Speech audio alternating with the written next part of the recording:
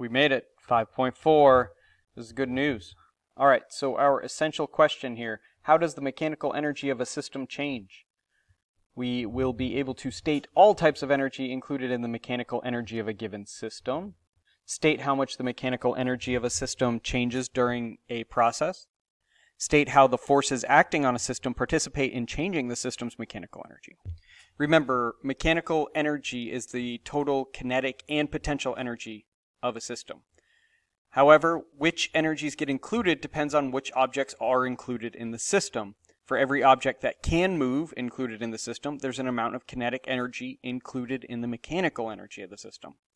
If an object that exerts a gravity force, such as Earth, is included in the system, then the gravitational potential energy included in the mechanical energy of the system. Get it? Right? So there's a gravitational force that's being exerted on an object because of a planet, then that gravitational potential energy can get included in the system. If an elastic object, such as a spring, is included in the system, then the spring potential energy is included in the mechanical energy of the system, of course. If a force is internal to the system, that force only changes one form of energy within the system to another form of energy within the system. If the internal force is conservative, then that force changes kinetic energy to potential energy or potential energy to kinetic energy. If the internal force is dissipative, then that force changes kinetic energy to thermal energy within the objects in that system.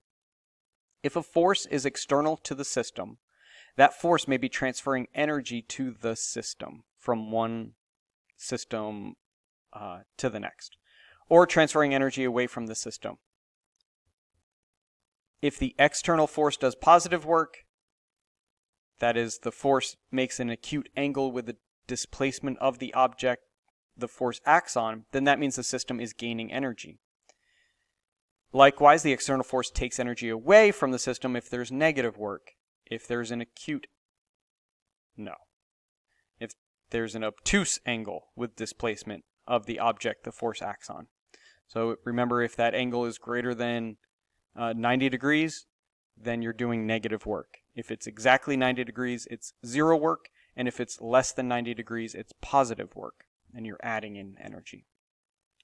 If the force is directed perpendicular, there is no transfer of energy to or from the system, and zero work is done.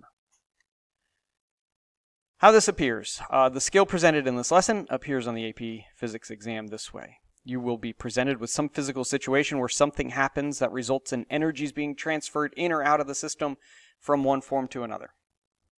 You could be asked any of the following. How does the mechanical energy of the blank system change? Does it increase, decrease, remain the same? What is the sign of the net work done on the whatever system? Is it positive, negative, or zero? What is the sign of the work done by whatever force is acting on the system? We're going to show some examples in the next video.